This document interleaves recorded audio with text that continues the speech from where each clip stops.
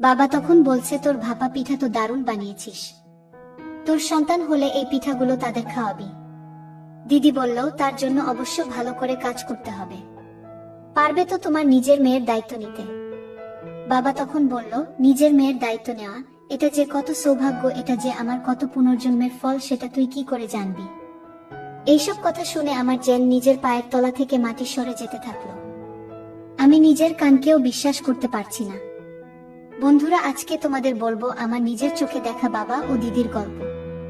বুঝতেই পারছো আজকের গল্পটি খুব স্পেশাল হতে চলছে, তাই আসল মজা পেতে চাইলে সম্পূর্ণ ভিডিও ধৈর্য সহকারে দেখো।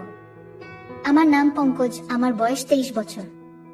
আমি কলেজে পড়ছি ইঞ্জিনিয়ারিং নিয়ে। আমি বরাবরই পড়াশোনা খুব ভালো, যার জন্য আমি সব সময় পড়াশোনা নিয়ে পড়ে থাকি। প্রেম ভালোবাসা আমার জীবনে কোনো নেশা নয়। আমি সব সময় ভালো কেরিয়ার করার জন্য পড়াশোনা নিয়ে পড়ে থাকি। এটাই আমার লাইফস্টাইল।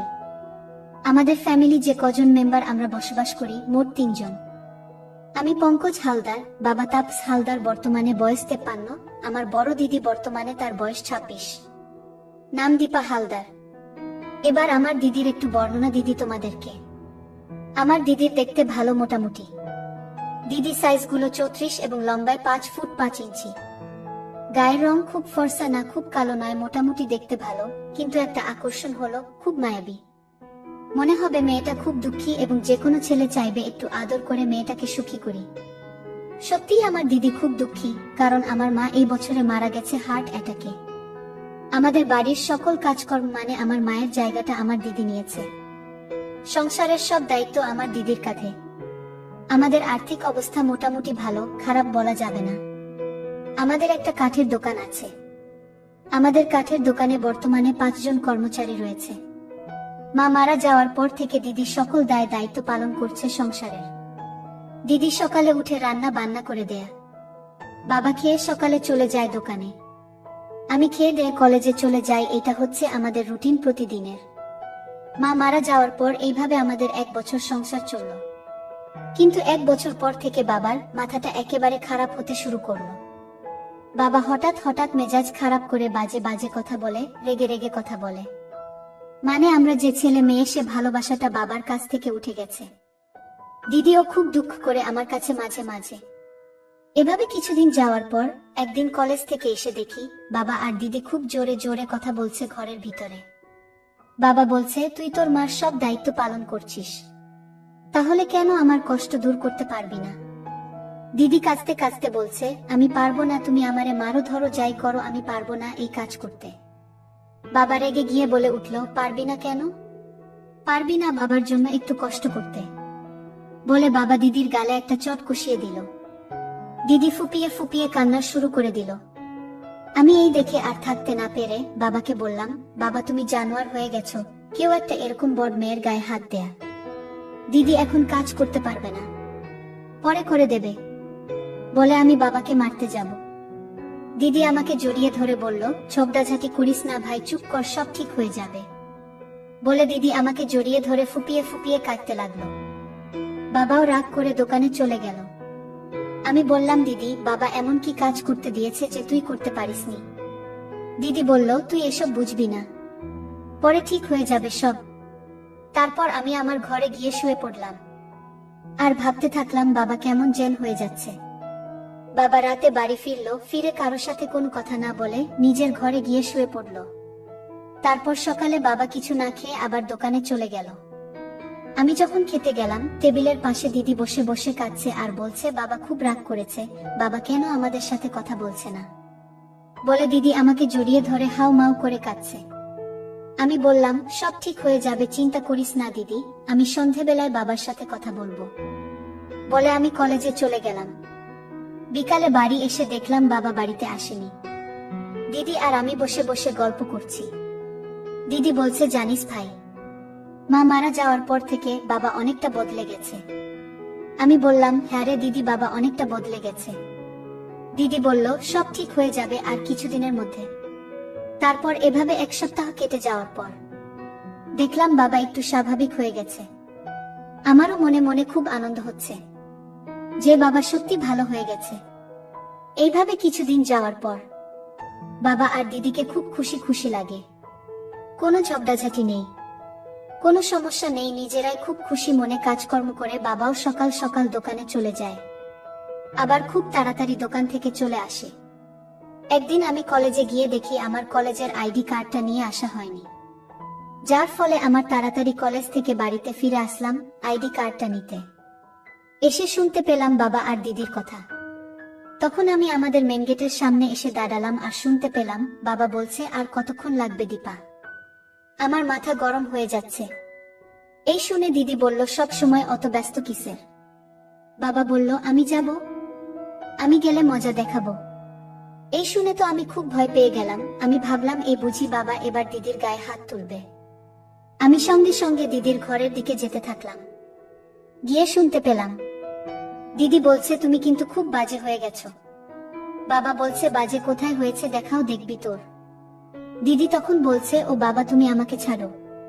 আমি দরজার কাছে গিয়ে দেখলাম দিদির ঘরের ভিতর দরজা বন্ধ, আর দিদির ঘরের ভিতর থেকে শোনা যাচ্ছে, দিদি বলছো আসতে, আমাকে কি তুমি মেরে ফেলে দেবে? এই কথা শুনে আমি খুব ভয় পেয়ে গেলাম। বাবা তখন বলল, তোকে কি করি আমি দেখ শুধু। আমি তখন ভাবলাম বাবা মনে হয় খুব রেগে গেছে দিদির উপরে, সেই জন্য আজকে দিদিকে খুব মার মারবে। এই ভেবে আমি দরজার কাছে যেতেই দিদি বলল, আরো খাবো। আমি এই কথাটা শুনেই মতো দাঁড়িয়ে গেলাম দরজাতে, আর হাত দিলাম না, এবং ভালো করে শুনতে থাকলাম এই ভিতরে কি ঘটনাটা ঘটছে। বাবা তখন বলছে, তোর ভাপা পিঠা তো দারুণ বানিয়েছিস, তোর সন্তান হলে এই পিঠাগুলো তাদের খাওয়াবি। দিদি বলল, তার জন্য অবশ্য ভালো করে কাজ করতে হবে, পারবে তো তোমার নিজের মেয়ের দায়িত্ব নিতে? বাবা তখন বলল, নিজের মেয়ের দায়িত্ব নেওয়া, এটা যে কত সৌভাগ্য, এটা যে আমার কত পুনর্জন্মের ফল, সেটা তুই কি করে জানবি? এইসব কথা শুনে আমার যেন নিজের পায়ের তলা থেকে মাটি সরে যেতে থাকলো। আমি নিজের কানকেও বিশ্বাস করতে পারছি না। তারপর কিছুক্ষণ পর মনটা অন্যরকম হয়ে গেল। ভাবলাম ভিতরে কি হচ্ছে ওটা ভালোভাবে দেখলে ভালো হতো। সঙ্গে সঙ্গে আমি জানালা খুঁজতে থাকলাম। দেখলাম সব জানালা বন্ধ। ঘরের পিছন দিকে যেতে দেখলাম কেরালা খোলা আর পর্দা টাঙ্গানো। তো আমি জানালার কাছে গিয়ে আস্তে আস্তে পর্দাটা একটু সরাতেই আমি তো পুরো অবাক, এটা কি হচ্ছে? দিদি মাঝে মাঝে বলে উঠছে, আস্তে আস্তে খাও, তাড়াহুড়া করে খাওয়া ভালো না। তারপর দিদি বলল, বাবা আমি আর দিতে পারবো না। বাবা বলল, সবে তো খাওয়া শুরু করলাম। এই দৃশ্য দেখার পরে আমার নিজের অবস্থা খুব খারাপ হয়ে গেল। আমি কোনোদিন এসব বিষয়ে চিন্তা করতাম না, কোনোদিন নিজের কাজও করিনি, সব সময় পড়াশোনা নিয়ে ব্যস্ত থাকতাম। আমার মনের ভেতর থেকে কিছু একটা বের হবে, বুঝতে পারছি না কি বের হবে, আর আমার মুখ থেকে অটোমেটিকলি শব্দ হতে থাকলো। আমার চোখ তখন বন্ধ। আমার যখন বের হচ্ছে কি যে আরাম লাগছে সেটা তোমাদের বলে বোঝাতে পারবো না। তারপর নিজেকে হালকা লাগছে। চোখ খুলে দেখি দিদি আমার দিকে চেয়ে আছে। চোখে চোখে পড়তেই আমি মাথাটা নিচু করে নিলাম, আর ভাবতে থাকলাম আইডি দিদি কি ভাববে। এইসব ভাবতে ভাবতে আবার মাথা তুলে দেখি কাজ আরো বাড়িয়ে দিল। আমি আবার ও চোখে চোখ পড়তেই আমি মাথাটা নিচু করে নিজের ঘরে চলে এলাম, এবং কিছুক্ষণ পর আমি বাইরে থেকে ঘরে ঢোকার ভান করে জোরে জোরে কথা বলতে বলতে ঘরে ঢুকলাম, আর ডাকতে থাকলাম, দিদি, এই দিদি কোথায় তুই? কিছুক্ষণ পর দিদি বলল, এই তো আমি, বলে মুচকি হাসি দিয়ে চলে গেল বাচ্চা ঘরে। বাবা এসে আমাকে বলল, কিরে তুই কলেজে না গিয়ে এই সময় বাড়িতে? আমিও বাবাকে বললাম, তুমি এই সময় দোকানে না গিয়ে বাড়িতে। এই কথাটা শুনে বাবা ঘাবড়ে গেল। বাবা বলল, কাট অর্ডার দেওয়ার জন্য কিছু টাকা কম পড়তেই বাড়িতে নিতে এসেছি, বলে বাবা ঘর থেকে বের হয়ে গেল। তারপর আমি আমার ঘর থেকে দরকারি কাগজপত্র নিয়ে আবার চলে গেলাম কলেজে। কলেজে গিয়ে শুধু চিন্তা হতে থাকলো, বাবা আর দিদি এটা কি করছিল, এটা কি সম্ভব? আমি তো নিজের চোখে দেখলাম। তারপর আর কলেজে না গিয়ে সারাদিন একটা গাছের তলায় বসে চিন্তা করতে থাকলাম। বিকালে বাড়িতে এলাম। দিদির সাথে কোনো কথা না বলে আমি আমার ঘরে চলে গেলাম। তারপর শুয়ে শুয়ে চিন্তা করতে করতে ঘুমিয়ে পড়লাম। ঘুম থেকে উঠে দেখি রাত 9টা বাজে। দিদি আমাকে ডাকতে এলো এবং বলল, ভাই ভাত খাবি না? চলে আয়, তোর জন্য আমি ভাত বেড়ে রেখেছি। তারপর আমি কোনো কথা না বলে টেবিলে বসে মাথা নিচু করে ভাত খেয়ে নিলাম। বাবা বলল, তোর কি হয়েছে রে, কথা বলছিস না? আমি বললাম, রাস্তায় দেখলাম বাবা আর মেয়ে খুব ঝগড়া করছে, এটা দেখে খুব খারাপ লাগলো আমার। যে বাবা আর মেয়ে কিভাবে কিভাবে ঝগড়া করতে পারলো। দিদি আমার দিকে চেয়ে মাথাটা নিচু করে নিল। তারপর আমি কথা না বাড়িয়ে ভাত খেয়ে ঘরে চলে এলাম। তারপর শুয়ে পড়লাম, কিছুতেই ঘুম আসছে না, এমনিতেই দুপুর বেলায় ঘুমিয়েছি। আর অনেকক্ষণ ধরে জীবনের প্রথম কাজ করা, তাই চুপ করে শুয়ে আছি আর ভাবছি, বাবা দিদি এটা কি করছিল, ওদের কি একবারও খারাপ লাগলো না এটা করতে? আরো উল্টিয়ে ওরা মজা করে কথাগুলো বলছিল এবং খাওয়া দাওয়ায় মজা নিচ্ছিল। এসব ভাবতে ভাবতে রাত 11টা বেজে গেল, তবুও কিছুতেই ঘুম আসছিল না। হঠাৎ দেখলাম দরজায় ঠক ঠক করে আওয়াজ হচ্ছে। আমি উঠে দরজাটা খুলতে দেখতে পেলাম দিদি এসেছে। আমি বললাম, এত রাতে কি করতে এসেছিস? দিদি বলল, ভাইয়ের ঘরে কি দিদি আসতে পারে না? আমি বললাম, এখন তো ভাইদের ঘরে আসার কথা না, এখন তো বাবার ঘরে যাওয়ার কথা তোর। দিদি তখন বলল, তার জন্য তো তোর কাছে এসেছি। আমি বললাম, আমি তোর সাথে কোনো কথা বলতে চাই না। দিদি বলল, কেন তুই আমার সাথে কথা বলতে চাচ্ছিস না? আমি বললাম, তুই যে বাবার সাথে এই কাজটা করলি, তোর নিজের লজ্জা লাগলো না? দিদি তখন বলল, যে একবার খাবে হোক মেয়ে কোনোদিন আর ওই ভুলতে পারবে না সে কথা। তুই যদি চাস তো তোকেও আমি খাওয়াতে চাই। আমি বললাম, ঠিক আছে, ভেবে দেখ তুই কত মধু খাওয়াতে পারিস আমাকে। তারপর দিদি ঘর থেকে বেরিয়ে গেল। তারপর দিন আমি কলেজে গেলাম। কলেজে গিয়ে কিছুতেই মন বসাতে পারছিলাম না। ভাবছিলাম আজও হয়তো দিদি আর বাবার যুদ্ধ হবে। তাই কোনো কিছু না ভেবে আমি আবার মজা নিতে চলে এলাম বাড়িতে। এসে দেখি বাড়িতে দিদি নেই, তালা মারা। মনটা ভেঙে গেল। আমি আবার কলেজের উদ্দেশ্যে যেই বাড়ি থেকে বের হয়েছি, আবার দেখা হলো। দিদি বলল, কি ব্যাপার, কলেজে যাসনি? এই সময় তুই বাড়িতে এসেছিস? আমি বললাম, না, ওই কলেজের কার্ডটা ফেলে গেছিলাম তাই নিতে এসেছি। দিদি তখন বলল, আমি একটু বাজার করতে গিয়েছিলাম তাই দেরি হয়ে গেল। আচ্ছা ঠিক আছে, তুই কলেজের কার্ডটা নিয়ে চলে যা। আমি আবার মিছিমিছি কলেজের কার্ডটা নিয়ে কলেজে চলে এলাম। বিকালে বাড়ি আসলাম। বাড়ি এসে দিদির সাথে কোনো কথা না বলে চলে গেলাম বন্ধুদের সাথে ঘুরতে। আমার দুটো মুসলিম বন্ধু ছিল আর দুটো হিন্দু বন্ধু ছিল। 4 জনের পরিচয়টা হলো, জুয়েল বয়স 28, বিয়ে করেনি এখনো, কিন্তু অনেক মেয়ে দেখেছে। সেই গল্প তোমাদেরকে পরে বলবো। নাসির বয়স 22, পড়াশোনা করে আমার সাথে, মানে ভালো ছেলে। বাসুদেব 24 বছর বয়স, আমাদের গ্রামেই বাড়ি। রবি বয়স 23, আমাদের গ্রামেই বাড়ি। এবার 4 জনে যখন একসঙ্গে ঘুরছিলাম তখন জুয়েল বলে উঠল, হ্যাঁ রে পঙ্কজ, তোর দিদির ব্যাপারটা কি বলতো? আমি বললাম, কি ব্যাপার? জুয়েল বলল, তোর দিদিকে কেমন যেন দিনের পর দিন আকর্ষণীয় হয়ে উঠছে, কি ব্যাপার? কোন ছেলে টুলের সাথে প্রেম করছে নাকি বলতো? দারুণ সুন্দরী হয়ে উঠেছে। আমি বললাম, মুখ সামলে কথা বলবি। আমার দিদি সম্পর্কে একটা বাজে কথা বলবি না। তুই আমার বন্ধু বলে আমি কিছু বললাম না, অন্য কেউ হলে সাটিয়ে এটা চড় মারতাম। তারপর আরো 3টে বন্ধু বলে উঠল, পঙ্কজ রাগ করিস না, যেটা সত্যি সেটাই ও বলেছে, কোনো ভুল কথা বলিনি, তুই রাগ করিস না। তখন জুয়েল ঠান্ডা মাথায় আমাকে বলল, দেখ পঙ্কজ, তুই আমার বন্ধু, মানে তোর দিদিও আমার দিদি। আমি অনেক মেয়েকে দিয়েছি, তুই সেটা ভালো করে জানিস। সেই জন্য তোকে বললাম যে তোর দিদির দিকে তুই লক্ষ্য রাখবি। তোর দিদির দিনকে দিনে যা অবস্থা হচ্ছে সেজন্য বললাম। আমি বললাম, কি অবস্থা হচ্ছে এমন যে তুই এইসব কথা বলছিস? আমার দিদি অন্য কোথাও প্রেম করছে। তখন নাসির বলল, ব্যাপারটা যদি বলি খুলে তুই রাগ করবি না তো বল। আমি বললাম, না রাগ করব না, বল ব্যাপারটা কি। তখন জুয়েল নাসিরের মুখ থেকে কথাটা কেড়ে নিয়ে জুয়েল বলতে শুরু করলো, তুই হয়তো লক্ষ্য করেছিস ভাই, তোর দিদির সামনের বড় হয়ে গেছে অনেক। যে কোনো লোক তো দিদির দিকে তাকালেই বলবে কোনো ছেলে হয়তো তোর দিদিকে রোজ দেয়, আর তোর দিদির পিছনে দেখেছিস। আমি বললাম, আমার দিদি কার সাথে এসব করতে পারে? আচ্ছা আমি একটু আমার দিদিকে ফলো রেখে তোদেরকে বলবো। ঠিক আছে, আমার দিদি কোথায় প্রেম করছে না করছে না। আমি মনে মনে ভাবলাম যে আমার দিদি কোথায় দিচ্ছে সেটা একমাত্র আমি জানি।